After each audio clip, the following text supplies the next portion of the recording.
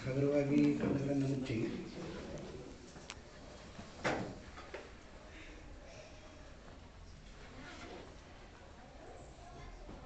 ನಿಧಾನವಾದ ಉಸಿರಾಟ ಇರಲಿ.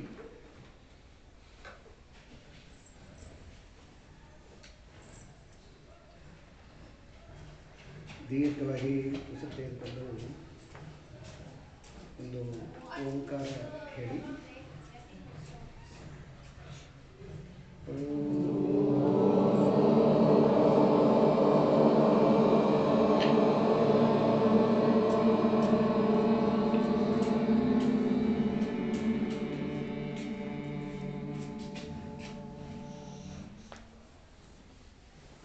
ಮತ್ತೊಮ್ಮೆ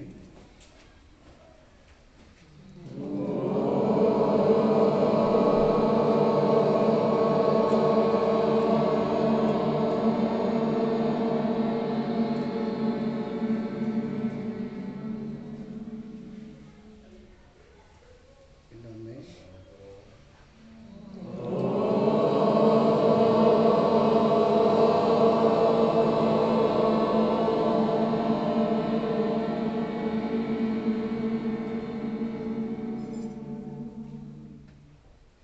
ಮೂಕಂ ಕರೋತಿ ವಾಚಾಲಂ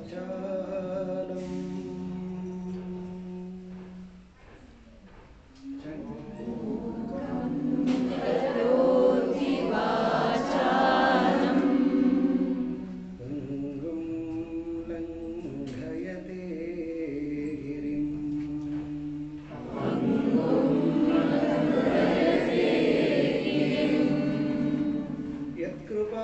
ಯತ್ಕೃಪಾತಮಹಂ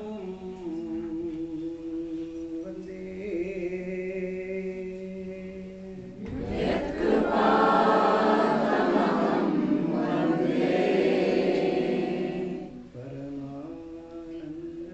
ಪರಮಾನಂದಸಾಗರಂ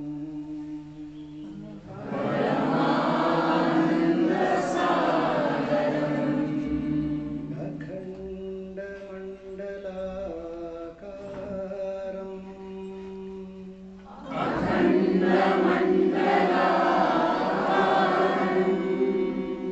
ವ್ಯಾಪ್ತಂ ಯೇನ ಚರಾಚರಂ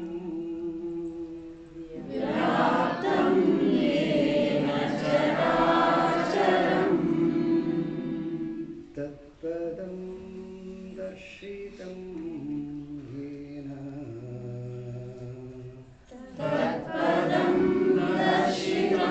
ಯೇನ ತಸ್ಮೈ ಶ್ರೀ ಗುರವೇ ನಮಃ.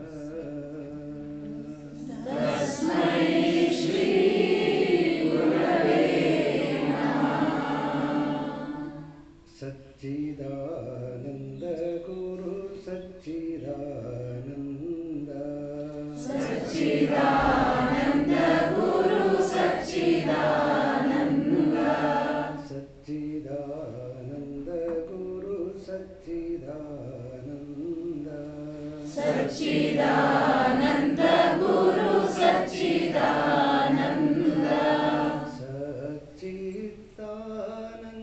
ಸಚ್ಚಿದಾನಂದ ಸಚ್ಚಿದಾನಂದ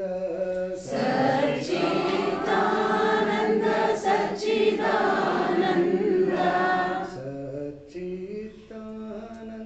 ಸಚ್ಚಿದಾನಂದ ಸಚ್ಚಿದಾನಂದ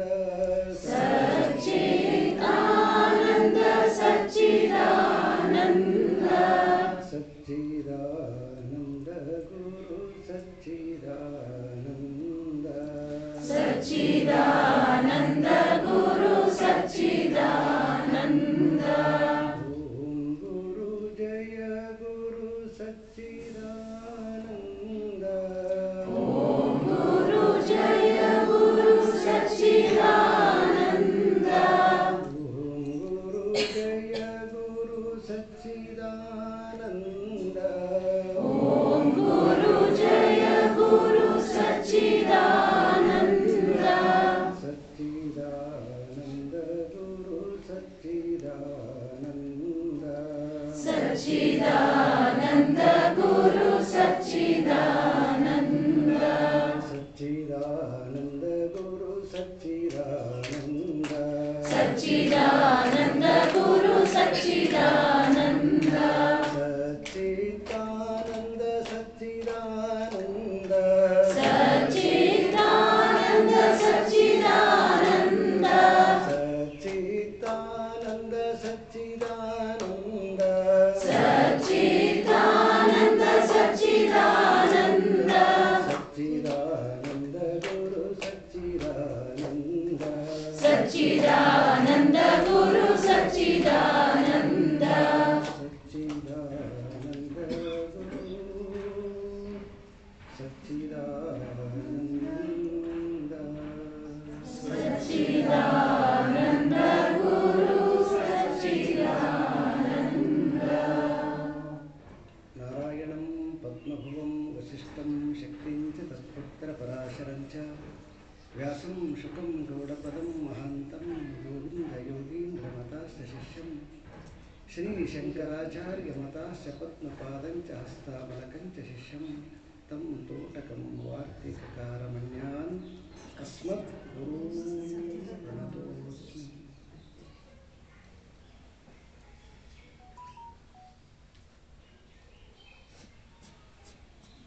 ಪರಾಶರಸೂನುಃ ಸತ್ಯವತಿ ಹೃದಯನಂದನೋ ವ್ಯಾಸಃ ಯಸ್ಯ ಆಸ್ಯ ಕಮಲಗಲಿತಂ ವಾಂಗ್ಮಯಂ ಅಮೃತಂ ಜಗದ್ವಿದತಿ. ಯಾವ ಪರಾಶರ ಮುನಿಯ ಮಗನಾಗಿರತಕ್ಕಂತಹ ಸತ್ಯವತಿ ತಾಯಿಗೆ ಮುಖದಲ್ಲಿ ಸಂತೋಷವನ್ನು ಉಂಟು ಮಾಡಿರುವಂತಹ ಈ ಯುಗದ ಆದಿಗುರು ಜಗದಗುರು ವಿಷ್ಣುವೇ ವ್ಯಾಸನಾಗಿ ವ್ಯಾಸವೇ ವಿಷ್ಣುವಾಗಿ ಇಡೀ ಎಲ್ಲ ವೈದಿಕ ಪರಂಪರೆಯ ಸಾಹಿತ್ಯವನ್ನು ಗುರುರೂಪಧಾರಿಯಾಗಿ ನೀಡಿರುವಂತಹ ಈ ಒಂದು ದಿನವನ್ನು ವ್ಯಾಸ ಪೂರ್ಣಿಮೆ ಅಂತ ಆಚರಣೆ ಮಾಡ್ತೀವಿ. ನಮಗೆಲ್ಲ ಜಗದಾದಿಗುರು ಯಾರು? ವ್ಯಾಸ ಮಹರ್ಷಿಗಳು. ವ್ಯಾಸ ಮಹರ್ಷಿಗಳು ಏನಾದರೂ ನಮಗೆ ಈ ವೇದಗಳ ವಿಭಾಗ ಮಾಡದೆ ಹೋಗಿದ್ದರೆ ಸೊ ನಾವೆಲ್ಲ ಹೇಗಾಗ್ತಿದ್ವಿ ಅಂತಂದರೆ ಒಂದು ರೀತಿಯಾಗಿರ್ತಕ್ಕಂತಹ ಸಂಸ್ಕಾರದಿಂದ ಇರ್ತಕ್ಕಂತಹ ವ್ಯಕ್ತಿಗಳಾಗ್ತಿದ್ವಿ. ಸೊ ಹಾಗಾಗಿ ನಾವೆಲ್ಲರೂ ಈ ದಿನ ಮೊದಲು ನಮಸ್ಕಾರ ಮಾಡಬೇಕಾಗಿರ್ತಕ್ಕಂಥದ್ದು ಯಾರಿಗೆ? ವ್ಯಾಸ ಮಹರ್ಷಿಗಳಿಗೆ.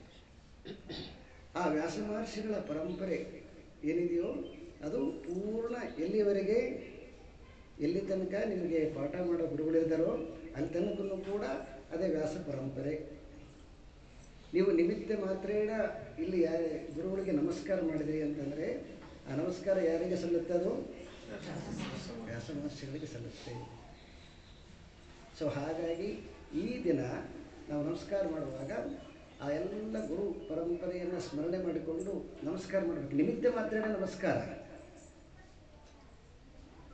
ಎಲ್ಲರೂ ನೆನಪು ಮಾಡಿಕೊಂಡು ಅಂತಂದರೆ ಆವಾಗ ಅದೆಲ್ಲವೂ ಕೂಡ ಅವರಿಗೆ ಮುಟ್ಟುತ್ತೆ. ಯಾಕೆ ಅಂತಂದರೆ ಈಗೇನು ಫಿಸಿಕಲ್ ಬಾಡಿ ಅಂತಂದರೆ ಇಲ್ಲಿ ನಾನೇನು ಗುರು ರೂಪದಲ್ಲಿ ಕಾಣಿಸ್ತಾ ಇದ್ದೀನೋ ಇದು ಪರ್ಫೆಕ್ಟಾಗಿ ಇರೋದಿಲ್ಲ. ಇದು ಯಾಕಂದರೆ ಇದರಲ್ಲಿ ದೋಷಗಳಿರ್ತವೆ. ಶರೀರ ಅಂತಂದಮೇಲೆ ದೋಷ ಇರಲೇಬೇಕಲ್ವ. ಆದರೆ ನಿರ್ದೋಷಿಯಾಗಿರ್ತಕ್ಕಂತಹ ಯಾವ ಪರಮಾತ್ಮ ಇದನೋ ಆ ಸಚ್ಚಿದಾನಂದ ಸ್ವರೂಪ ಅವನನ್ನು ಸ್ಮರಣೆ ಮಾಡಿಕೊಂಡಂತಂದರೆ ನಿಮ್ಮ ಎಲ್ಲ ಸ್ಮರಣೆ ಅವನಿಗೆ ತಲುಪುತ್ತೆ. ನಮ್ಮ ನಿಮಿತ್ತ ಮಾತ್ರೇಣ. ಸೊ ನಾವೇನಾದರೂ ಶಾಸ್ತ್ರವನ್ನು ಮಾತನಾಡ್ತೀವಿ ಅಂತಂದರೆ ಯಾರಿಂದ ಮಾತನಾಡ್ತೀವಿ? ಅವ್ರು ಕೊಡದೆ ಹೋಗಿದ್ದರೆ ನಾವೇನು ಮಾತಾಡ್ತಿದ್ವಿ? ಸೊ ಹಾಗಾಗಿ ನಾವು ಶಾಸ್ತ್ರವನ್ನು ನಮ್ಮ ಜೀವನಕ್ಕೆ ಇವತ್ತೆಷ್ಟು ಅವಶ್ಯಕತೆ ಇದೆ ಅಂತಂದರೆ, ಜೀವನದಲ್ಲಿ ಈಗ ನಾವು ಆಫ್ಟರ್ ಇಂಡಿಪೆಂಡೆಂಟ್ ಆದಮೇಲೆ, ಸ್ವತಂತ್ರ ಬಂದ ಮೇಲೆ ಬೇಕಾದಷ್ಟು ಆರ್ಥಿಕವಾಗಿ, ಶೈಕ್ಷಣಿಕವಾಗಿ, ಟೆಕ್ನಾಲಜಿಯಾಗಿ ಎಲ್ಲ ಬೇಕಾದಷ್ಟು ಬೆಳವಣಿಗೆ ಆಗಿದ್ದೇವೆ. ಸೊ ಬೆಳವಣಿಗೆ ಆಗಿದ್ದು ಒಂದು ಭಾಗವಾದರೆ ಇಷ್ಟು ಬೆಳವಣಿಗೆ ತೃಪ್ತಿಯನ್ನು ತಂದಿದೆಯಾ ಅಂತ ನೋಡಿದರೆ ಇದರ ಹೆಚ್ಚು ಪಟ್ಟು ಇನ್ನೂ ಅತೃಪ್ತಿ ಅಂತಕ್ಕಂಥದ್ದು ಹಾಗೆ ಇದೆ. ಸೊ ಈ ಅತೃಪ್ತಿ ಅಂತಕ್ಕಂಥದ್ದು ಏನು ಇದೆಯಲ್ವಾ, ಯಾಕೆ ಇದು ಅಂತಂದರೆ ಶ್ರೀ ಅರವಿಂದ ಅವರು ಹೇಳ್ತಾರೆ, ಏನಿದು ವ್ಯಕ್ತ ಆಗಿದೆಯಲ್ಲ ಜಗತ್ತು, ಈ ವ್ಯಕ್ತ ಆಗಿರ್ತಕ್ಕಂತಹ ಜಗತ್ತು ನಾವು ಹೇಗೆ ನೋಡ್ತೀವಿ ಜಗತ್ತಿನಂತಂದರೆ, ಒಬ್ಬ ಸೈಂಟಿಸ್ಟ್ ಆಗಿ ನಾಟ್ ಆರ್ಡಿನರಿ ಮ್ಯಾನ್, ಇದರಿಂದ ಏನನ್ನ ಪಡ್ಕೊಳ್ಬಹುದು ನಾನಂತ ನೋಡ್ಕೊತೀನಿ, ಯಾಕಿದೆ ಅದಂತ ನೋಡೋದಿಲ್ಲ. ಸೊ ಬಿಕಾಸ್ ಅವರ ಥಾಟ್ಸ್ ಪ್ರಾಸೆಸ್ ಇದೆಯಲ್ಲ, ದಟ್ ಪ್ರಾಸೆಸ್ ಏನಾಗಿದೆ ಅಂದರೆ ಮೈ ಸೆಲ್ಫ್ ಅಂದರೆ ನನ್ನನ್ನು ನಿಮಿತ್ತ ಮಾಡಿಕೊಂಡು ಥಾಟ್ಸ್ ಬರ್ತದೆ. ಅರ್ಥ ಐತೆ? ಅರ್ಥ ಆಗಿಲ್ಲ?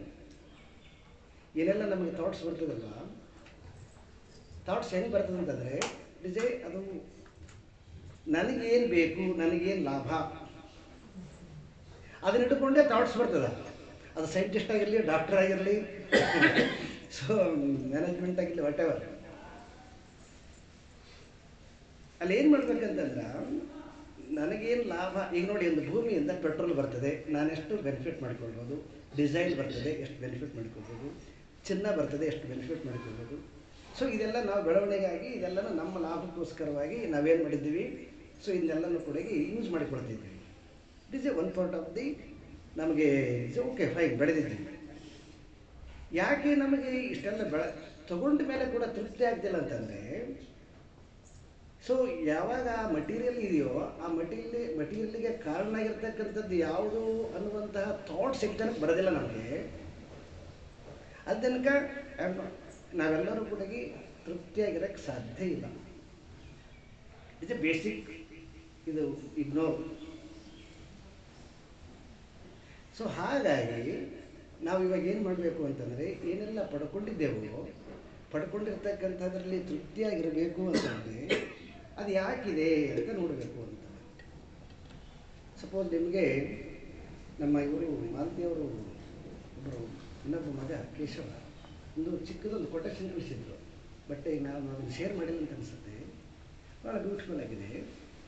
ನಾವು ಏನು ತಗೊಂಡಿದ್ದೇವೋ ಅನ್ನೋದಕ್ಕಿಂತ ಏನು ಕೊಟ್ಟಿದ್ದಾನಲ್ವಾ ಅವನನ್ನು ಯಾಕೆ ನೋಡಕ್ಕೆ ಹೋಗ್ತಾ ಇಲ್ಲ ನಾವು. ನಮಗೆಲ್ಲ ಈಶ್ವರನಿಂದ ಸಿಕ್ಕಿದೆ, ಹೌದ್ರಾ? ಏನು ಕೊಟ್ಟಿದ್ದಾನೋ ಅವನನ್ನು ಯಾಕೆ ನೋಡಕ್ಕೆ ಹೋಗ್ತಾ ಇಲ್ಲ ನಾವು, ಫಸ್ಟ್ ಕ್ವಶನ್. ದೆನ್ ಅಗೇನ್ ಮತ್ತೆ ನೋಡಬೇಕಂದ್ರೆ ಹೇಗೆ ನೋಡಬೇಕು ಅಂತಂದರೆ, ಏನಿದೆಯೋ ಭೂಮಿ ರೂಪದಲ್ಲಿ, ಗಾಳಿ ರೂಪದಲ್ಲಿ, ಜಲ ರೂಪದಲ್ಲಿ, ಅಗ್ನಿ ರೂಪದಲ್ಲಿ ಇದೆಯೋ ಇದನ್ನು ನಾವು ವಿಚಾರ ಮಾಡೋಕ್ಕೆ ಹೋದ್ವಿ ಅಂತಂದರೆ ದೆನ್ ಆವಾಗ ಸ್ಯಾಟಿಸ್ಫ್ಯಾಕ್ಷನ್ ಇರ್ತಕ್ಕಂಥದ್ದು ಸಿಗುತ್ತೆ. ಎಲ್ಲಿವರೆಗೆ ನಾವು ಈ ಒಂದು ಮೂಲ ಥಾಟ್ಸನ್ನು ನಾವು ಬದಲಾವಣೆ ಮಾಡಿಕೊಳ್ಳೋದಿಲ್ಲ, ಸೊ ಅಲ್ಲಿ ತನಕ ನಮ್ಮ ಲೈಫಲ್ಲಿ ಈ ಸ್ಯಾಟಿಸ್ಫ್ಯಾಕ್ಷನ್ ಇರ್ತಕ್ಕಂಥದ್ದು ಹಾಗೆ ಮರುಚಿಕೆಯಾಗಿ ಉಳಿತದೆ. ಸೊ ಹಾಗಾಗಿ ಟೋಟಲಿ ನಮ್ಮ ಮೈಂಡ್ ಸೆಟ್ಟನ್ನು ಏನು ಮಾಡಬೇಕು, ಕರೆಕ್ಷನ್ ಮಾಡಿಕೊಬೇಕು. ಇದನ್ನೇನಂತಕ್ಕಂದ್ರೆ ಟ್ರಾನ್ಸ್ಫಾರ್ಮೇಷನ್ ಅಂತ ಕರೆದ್ರೆ, ನಾವು ಎಲ್ಲಿವರೆಗೆ ನಮ್ಮ ಥಾಟ್ಸ್ ಪ್ರಾಸೆಸ್ಸನ್ನು ಈ ಟ್ರಾನ್ಸ್ಫಾರ್ಮೇಷನ್ ಮಾಡಿಕೊಳ್ಳೋದಿಲ್ಲ, ಸೊ ಅಲ್ಲಿ ತನಕ ನಾವೇನೆಲ್ಲ ಮಾಡ್ತೀವೋ ಅದೆಲ್ಲವೂ ಕೂಡ ಥ್ರೂ ಇಗ್ನೋರೆನ್ಸ್ ಸೇರಿಸ್ಕೊಂಡೇ ಬರ್ತದೆ.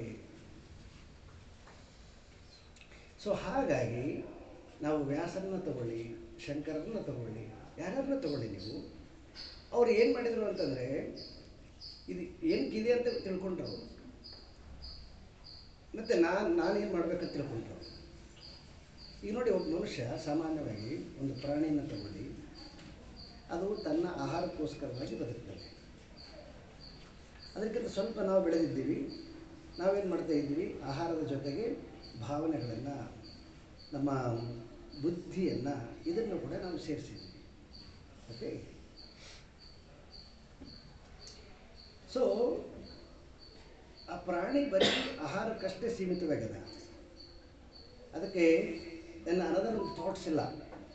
ಆದರೆ ಮನುಷ್ಯನಾಗಿರ್ತಕ್ಕಂಥ ಸ್ವಲ್ಪ ಬೆಳೆದಿದ್ದೀವಿ, ಈ ಬೆಳೆದವನಿಗೆ ಮಾತ್ರ ಅತೃಪ್ತಿ ಅಂತಕ್ಕಂಥದ್ದಿದೆ, ಪ್ರಾಣಿಗಳಿಗಿಲ್ಲ. ಇಟ್ ಈಸ್ ಓನ್ಲಿ ಅದು ಕರ್ಮ ಅಷ್ಟೇ ಮೂವ್ ಆಗ್ತಿರ್ತದೆ. ಸೊ ಈ ಮನುಷ್ಯನಿಗೆ ಯಾವಾಗ ಬೌದ್ಧಿಕವಾಗಿ ಬೆಳೆದಿದ್ದಾನೆ, ಇವನಿಗೆ ಇದೆಲ್ಲನೂ ಕೂಡ ಪ್ರಾಬ್ಲಮ್ ಅಂತಕ್ಕಂಥದ್ದು ಭೋಗನೂ ಇದೆ, ಅದರ ಜೊತೆಗೆ ಭೋಗದ ಜೊತೆಗೆ ಅತೃಪ್ತಿನೂ ಇದೆ. ಈ ಅತೃಪ್ತಿಯನ್ನು ನಾವು ನೀಗಿಸಬೇಕು ಅಂತಂದರೆ ಅವ್ರೇನು ಮಾಡಿದ್ರು ಅಂತಂದರೆ, ಸೊ ಈಗಾಗಲೇ ಹೇಳಿದಾಗೆ ಈ ನಾರ್ಮಲ್ ಅಟ್ಯಾಚ್ಮೆಂಟ್ ಎಂದು ಕರಿತೀವಿ, ದೊಡ್ಡದೆಲ್ಲ ಸಂಗತಿ ಅದು. ನಾರ್ಮಲ್ ಅಟ್ಯಾಚ್ಮೆಂಟ್ ತುಂಬ ಏನಲ್ಲ, ಅದು ಭಾಳ ಚಿಕ್ಕದದು.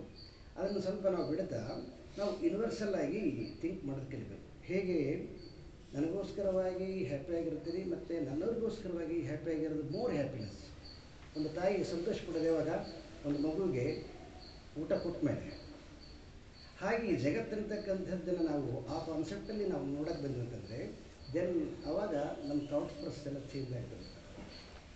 ಸೊ ಈ ಥಾಟ್ಸ್ ಪ್ರೊಸೆಸ್ಸನ್ನು ಎಲ್ಲಿವರೆಗೆ ನಾವು ಚೇಂಜ್ ಮಾಡಿಕೊಳ್ಳೋದಿಲ್ಲ, ಸೊ ಅಲ್ಲಿ ತನಕ ಒಳಗಡೆಗೆ ಈ ಅತೃಪ್ತಿ ಅಂತಕ್ಕಂಥದ್ದು ಹಾಗೆ ಇರ್ತದೆ. ಸೊ ಹಾಗಾಗಿ ಈ ಎಲ್ಲ ಯಾಕೆ ನಾವು ಈ ಗುರುಪೂರ್ಣಿಮೆ ದಿನ ಇವನ್ನೆಲ್ಲ ನೆನಪು ಮಾಡಿಕೊಳ್ಬೇಕಂತಂದರೆ, ಅವರು ಭಗವಂತನ ಒಂದು ಉಪಕರಣವಾಗಿ ಜೀವನ ಮಾಡಿದ್ರು. ಅವರು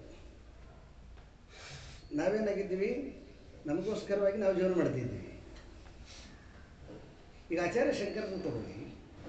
ಆಚಾರ್ಯ ಶಂಕರರು ಎಷ್ಟೊಂದು ಫೇಸ್ ಮಾಡಿದರು. ಅವರು ಇಡೀ ಜಗತ್ತನ್ನು 4 ಬಾರಿ ಸುತ್ತಿ ಅಲ್ಲೆಲ್ಲ ಹೋಗಿ ಈ ಹಿಂದೂ ಸನಾತನ ಧರ್ಮವನ್ನು ಸ್ಥಾಪನೆ ಮಾಡಿದರು. ಯಾರಿಗೋಸ್ಕರ ಅದನ್ನು? ಯಾಕಂದರೆ ಈಗ ಆಲ್ರೆಡಿ ಬ್ರಹ್ಮಜ್ಞಾನಿ ಅವನಿಗೆ ಪಡ್ಕೊಳ್ಬೇಕಾಗಿರ್ತಕ್ಕಂಥದ್ದು ಏನೂ ಇಲ್ಲ. ಸೊ ಆಲ್ರೆಡಿ ಅವನು ತನ್ನ ಹೈಯೆಸ್ಟ್ ಗೋಲ್ನ ಮುಟ್ಬಿಟ್ಟಿದ್ದ. ಮತ್ತು ಯಾರಿಗೋಸ್ಕರ ಮಾಡಿದಾಗಾರ ಅದಲ್ವಾ?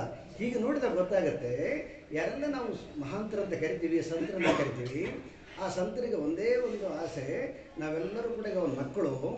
ಹಾಗಾಗಿ ಈ ಮಗು ದುಃಖ ಪಡ್ತಾ ಇರುವಾಗ ಅವನು ಸುಖವಾಗಿರೋದಿಲ್ಲ. ಅದಕ್ಕೆ ಸುಖವಾಗಿರೋಕ್ಕೋಸ್ಕರ ಸಲುವಾಗಿ ಇದೆಲ್ಲ ಶಾಸ್ತ್ರ ಕೊಟ್ಟಿರೋದು.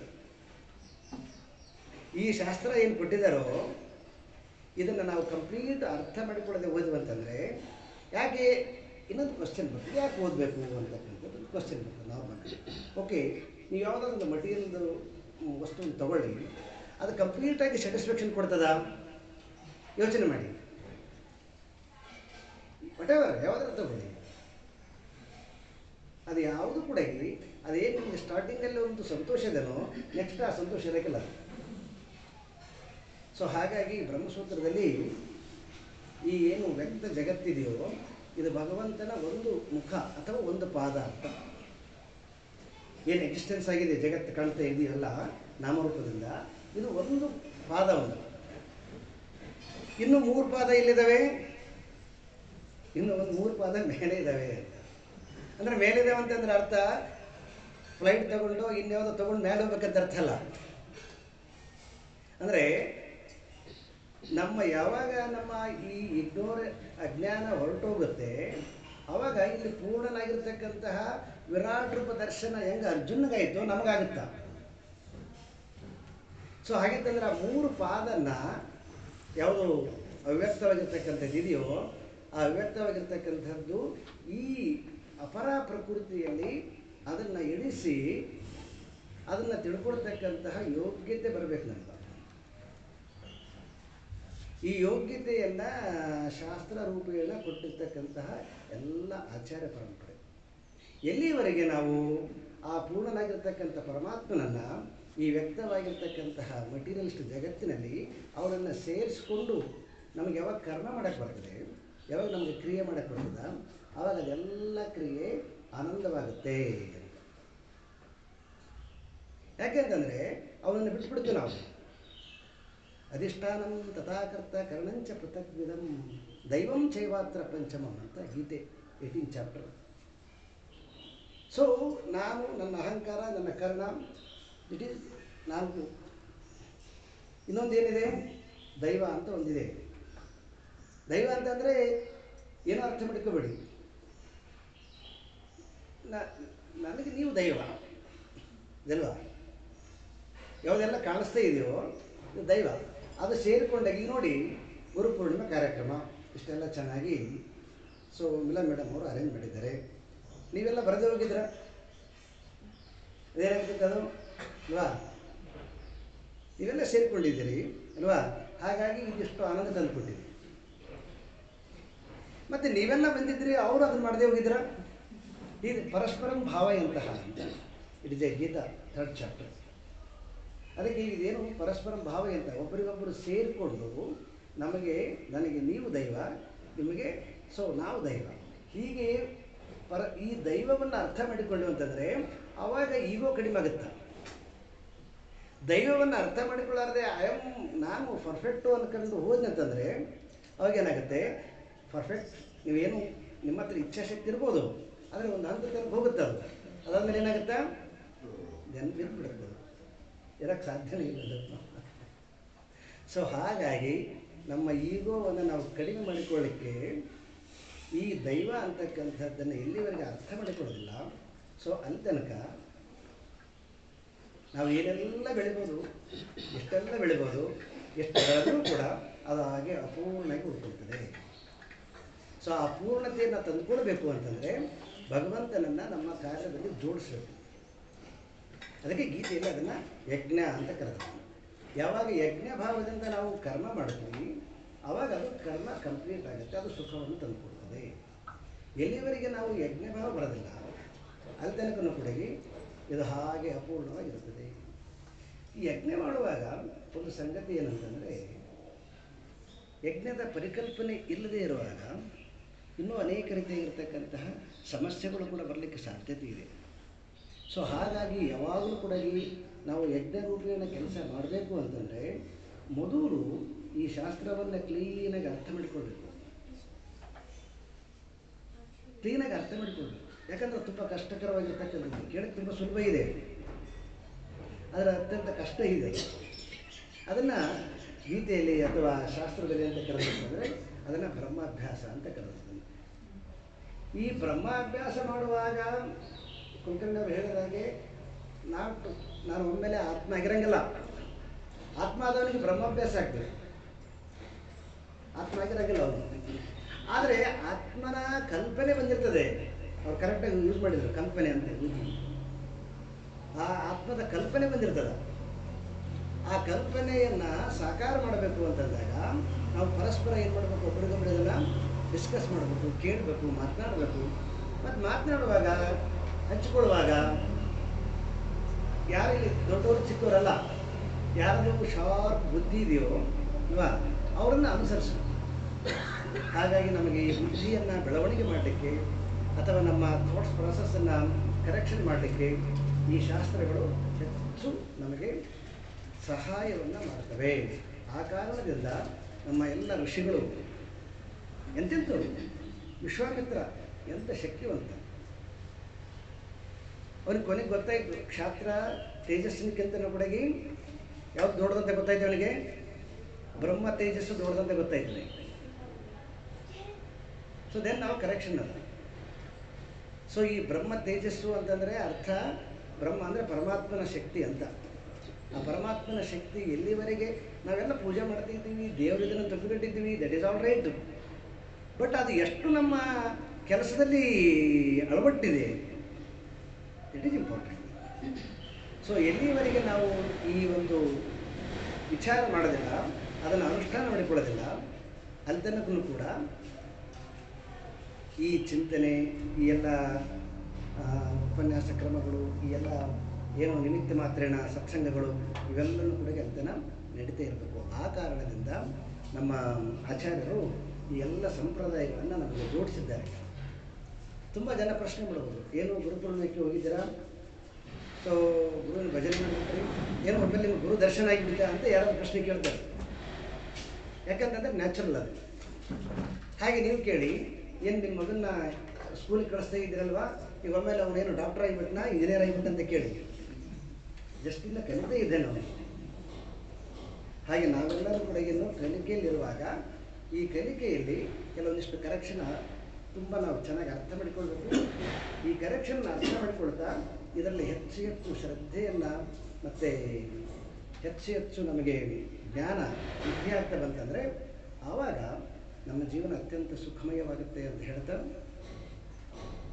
ಸೊ ಇಷ್ಟು ಗೀತಾ ಪೂರ್ಣಿಮೆಯ ಗುರುಪೂರ್ಣಿಮೆಯ ಉಪದೇಶ. ಇನ್ನೊಂದಿಷ್ಟು ಸಿಂಪಲ್ ಆಗಿರ್ತಕ್ಕಂಥದ್ದು. ಈಗ ಸುಮಾರು ವರ್ಷಗಳಿಂದ ಇಲ್ಲಿ ಸತ್ಸಂಗ ನಡೀತಾ ಇದೆ. ಮೊದಲೆಲ್ಲ ಲೈವ್ ನಡೀತಾ ಇತ್ತು, ಈಗ ಸೊ ಆನ್ಲೈನ್ ಮಾಡ್ತಾ ಇದ್ದೀವಿ. ಭಗವದ್ಗೀತೆಯನ್ನು ಒಂದು 3 ವರ್ಷ ಮಾಡಿದ್ವಿ. ದೆನ್ ಅದಾದಮೇಲೆ ಪಂಚದಶಿಯನ್ನು ಶುರು ಮಾಡಿದ್ವಿ. ಪಂಚದಶಿ ಈಗಾಗಲೇ 3 ವರ್ಷ 7 ತಿಂಗಳು ಮುಗಿದಿದೆ ಜುಲೈಗೆ. ನಾನು ಮೊದಲು ಪಂಚದಶಿ ಸ್ಟಾರ್ಟ್ ಮಾಡುವಾಗ ಹೇಳಿದ್ದೆ ಇದು 7 ಇಯರ್ಸ್ ಆಗುತ್ತೆ ಅಂತೇಳಿ. ಈಗ ನಾವು ಹತ್ತತ್ರ ಇನ್ನೊಂದು ಈ ತೃಪ್ತಿದೀಪ ಪ್ರಕರಣ ಮುಗಿಸ್ತೀವಿ ಅಂತಂದರೆ 4 ಇಯರ್ಸ್ ಕಂಪ್ಲೀಟ್ ಆಗುತ್ತೆ. ಅಂದರೆ ಇನ್ನೊಂದು ಎಷ್ಟು 130 ಶ್ಲೋಕ ಇರಬೇಕನ್ನು ಅಲ್ವಾ? ಎಷ್ಟು ಕುಲಕರ್ಣಿ? ಈಗ 170 ಬಂದಿದೆ. 170 ಬಂದಿದ್ದೇವೆ. 398 ಇದೆ. ನಾನು 300 ಅಂತ ನಾಟ್ 398. 298. ಹಾಂ, ಎಸ್. ಅದೇ ಅಂದರೆ 300 ಅಂತ ಇಟ್ಕೊಂಡ್ರೆ ಈಗ ಒಂದು 170 ಆಗಿದೆ. ಇನ್ನೊಂದು 250 ಗೊತ್ತಾದರೆ ಇನ್ನೊಂದು ಅದೇ ಅಂದರೆ ಸೊ ಇನ್ನೊಂದು ಒಂದು 20 ಉಪನ್ಯಾಸಗಳು, ತೃಪ್ತಿದೀಪ ಮತ್ತು ಚಿತ್ರದೀಪ ಈ ಎರಡು ಸೇಮ್ 300 ಶ್ಲೋಕಾಸ್ ಅಂತಲೇ. ಸೊ ಅದು ಒಂದು 58 ಉಪನ್ಯಾಸ ಚಿತ್ರದೀಪ ಮಾಡಿದ್ವಿ. ಯಾರಿಗಾದರೂ ಈ ಭಾರತೀಯ ದರ್ಶನಶಾಸ್ತ್ರಗಳ ಬಗ್ಗೆ ನಿಮಗೆ ಒಂದಿಷ್ಟು ಬೇಕು ಅಂತಂದರೆ ಅದರಲ್ಲಿ ತುಂಬ ಎಳೆಯಾಗಿ ವಿದ್ಯಾರಣ್ಯ ಮುನಿಗಳು ಅದನ್ನು ತುಂಬ ಚೆನ್ನಾಗಿ ಅದನ್ನು ಏನು ತೆರೆದು ಕೊಟ್ಟಿದ್ದಾರೆ. ಅದನ್ನು ನಮ್ಮ ಬುದ್ಧಿಗೆ ತಿಳಿದ ಮಟ್ಟಿಗೆ ಅದನ್ನು ನಾವು ವಿವರಣೆ ಕೊಟ್ಟಿದ್ದೀವಿ. ಸೊ ರತ್ನ ಅವರು ಅದನ್ನು ಕನ್ನಡ ಮತ್ತು ತೆಲುಗಲ್ಲಿ, ಗೌರಿ ಅವರು ಎಲ್ಲ ಬರೆದಿದ್ದಾರೆ, ಇಂಗ್ಲೀಷ್ನಲ್ಲಿ ಕುಲಕರ್ಣಿ ಅವರು. ನಿಮಗೆ ಅದರಲ್ಲಿ ಏನಾದರೂ ಆಸಕ್ತಿ ಇರ್ತಂತಂದರೆ ಅಂದರೆ ಒಂದು ಏನಾದರೂ ಒಂದು ಆಸಕ್ತಿ ಬೆಳೆಸಬೇಕಲ್ವ ಮನುಷ್ಯ. ಇಲ್ಲಾಂದರೆ ಏನಾಗ್ತದೆ, ಆಸಕ್ತಿ ಇಲ್ಲದೆ ಹೋಗ್ಬಿಟ್ರೆ ರುಚಿ ಹೊರಟೋಗ್ಬಿಡುತ್ತೆ ಜೀವನದಲ್ಲಿ. ಅದಕ್ಕೆ ಏನಾದರೂ ಒಂದು ಆಸಕ್ತಿ ಇರಬೇಕು ಮನುಷ್ಯನಿಗೆ. ಎಂಥದಕ್ಕಿಂತ ಒಳ್ಳೆಯ ಆಸಕ್ತಿ ಯಾವುದಂತಂದರೆ ನಮ್ಮ ನಮ್ಮ ನಮ್ಮ ಸಂಸ್ಕೃತಿ, ನಮ್ಮ ಧರ್ಮ, ಇದರ ಬಗ್ಗೆ ಒಂದಿಷ್ಟು ಆಸಕ್ತಿ ಇತ್ತಂದರೆ ತುಂಬ ಒಳ್ಳೆಯದು. ಮತ್ತು ಅದು ಮನಸ್ಸಿಗೆ 2 ರೀತಿಯಿಂದ ಶಾಂತಿಯನ್ನು ಕೊಡ್ತದೆ ಮತ್ತು ಜ್ಞಾನನ ವೃದ್ಧಿ ಮಾಡ್ತದೆ. ಹಾಗಾಗಿ ಚಿತ್ರದೀಪ ಪ್ರಕರಣದಲ್ಲಿ ಬಹಳ ವಿಶಾಲವಾಗಿ ದರ್ಶನಗಳ ಬಗ್ಗೆ ಎಲ್ಲ ಸಿಂಪಲ್ಲಾಗಿ ಚಿಂತನೆ ಮಾಡಿದ, ಅದನ್ನು ನೋಡ್ಬೋದು. ಸೊ ಇನ್ನದಾದಮೇಲೆ ನಾವು ಪ್ರತಿ ವಾರ ಭಗವದ್ಗೀತೆ ಒಂದು ಕ್ಲಾಸಸ್ಸನ್ನು ಈಗಾಗಲೇ ಶುಭ ಅವರು ಹೇಳಿದಾಗೆ ಇವತ್ತು ವಿಶ್ವರೂಪ ದರ್ಶನ ಅಧ್ಯಾಯಕ್ಕೆ ಬಂದಿದ್ದೀವಿ, 11ನೇ ಅಧ್ಯಾಯ. ಸೊ ನಾನು ಒಂದು ವಿಮಲಾ ಅವರಿಗೆ ಕೇಳಿಕೊಳ್ಳೋದೇನಂತಂದರೆ, ಈ ತೃಪ್ತಿದೀಪ ಪ್ರಕರಣ ಪಂಚದಶಿಯಲ್ಲಿ ಭಾಳ ಮಹತ್ವ ಇರತಕ್ಕಂಥದ್ದು. ಓಕೆ, ಇಡೀ ಸಬ್ಜೆಕ್ಟ್ ಏನಿದೆಯೋ ಅಂದರೆ ಶಾಸ್ತ್ರದ ಸಬ್ಜೆಕ್ಟು ಅದರಲ್ಲೆಲ್ಲ ಬಂದುಬಿಟ್ಟಿದೆ ಅದರಲ್ಲಿ. ಸೊ ಹಾಗಾಗಿ ನಾವು ತೃಪ್ತಿದೀಪ ಪ್ರಕರಣ ಮುಗಿದ ಮೇಲೆ ಈ ಸಬ್ಜೆಕ್ಟನ್ನು ಸೊ ಕಂಟಿನ್ಯೂ ಮಾಡೋಣ. ಇನ್ನು ಸುಮಾರು 8 ಅಧ್ಯಾಯ ಇದೆ. ಬಟ್ ಆದರೆ ಅದನ್ನು ರೆಕಾರ್ಡ್ ಮಾಡೋದಾಗಲಿ ಇದಕ್ಕೆ ಹಾಕೋದಾಗಲಿ ಅದೇನು ಬೇಡ ಅಂತ ಅನಿಸುತ್ತೆ ನನಗೆ. ನೋಡಿ ಆಮೇಲೆ ನೀವು ಚಿಂತನೆ ಮಾಡಿ. ಯಾಕಂದರೆ ಸಬ್ಜೆಕ್ಟ್ ಇರೋದು ತೃಪ್ತಿದೀಪ ಪ್ರಕರಣದಲ್ಲೇ ಇರೋದು. ಅದಾದಮೇಲೆ ಅದರದ್ದೇ ರಿಪೀಟ್ ಇದೆ. ಅದು ಬರಲಿಕ್ಕೆ ನಿಮ್ಗೆ ತೊಂದರೆ ಆಗುತ್ತೆ, ಬರೋದೇ ತೊಂದರೆ ಆಗಲ್ಲ. ಯಾಕಂದರೆ ರಿಪೀಟ್ ಸಬ್ಜೆಕ್ಟ್ ಇದೆ ಅದರಲ್ಲಿ. ಸೊ ಹಾಗಾಗಿ ಸೊ ಅದನ್ನು ಒಂದು ಇದು ಮಾಡಿಕೊಳ್ಳೋಣ. ಅದಾದಮೇಲೆ ಸೊ ವಿವೇಕ ಚೂಡಾಮಣಿ ಅಂತ ಇನ್ನೊಂದು ಗ್ರಂಥ, ಅದು ಮಂಗಳವಾರ ಮತ್ತು ಬುಧವಾರ ಮಧ್ಯಾಹ್ನ ಇರ್ತದೆ. ಅದು ಕೂಡ ಬೇಸಿಕ್ಕಾಗಿ ತಿಳ್ಕೊಳ್ತಕ್ಕಂಥವ್ರಿಗೆ ತುಂಬ ಹೆಲ್ಪ್ ಅಂದರೆ ಯೂಸ್ಫುಲ್ ಆಗುತ್ತೆ. ಸೊ ಯಾಕೆ ಇದೆಲ್ಲ ನಾವು ಮಾಡಬೇಕು ಅಂತಂದರೆ ನಿರಂತರವಾಗಿ ನಮ್ಮ ಮನಸ್ಸು ಸತ್ಸಂಗದಲ್ಲಿ ಇರಬೇಕು. ಆ ಸತ್ಸಂಗದಲ್ಲಿ ಇದ್ದಾಗಲೇ ಅದು ತೃಪ್ತಿ. ಆ ಕಾರಣದಿಂದ ನಿಮಗೆಲ್ಲನೂ ಯಾವಾಗ ಸಮಯ ಸಿಗುತ್ತೆ, ಆ ಸಮಯ ಸಿಕ್ಕಾಗ ಇದರ ಕಡೆ ಹೆಚ್ಚು ಒಲವನ್ನು ಬೆಳೆಸ್ಕೊಳ್ಳಿ. ಇದು ನಿಮಗೆ ಜೀವನಕ್ಕೆ ಸಂತೋಷವನ್ನು ತಂದುಕೊಡುತ್ತೆ ಅಂತ ಹೇಳ್ತಾ, ಸೊ ಈ ಗುರುಪೂರ್ಣಿಮೆ ನಿಮಿತ್ತವಾಗಿ ನನ್ನ 2 ಮಾತುಗಳನ್ನು ಮುಗಿಸ್ತಾ ಇದ್ದೀನಿ. ನಮಸ್ಕಾರ. ಓ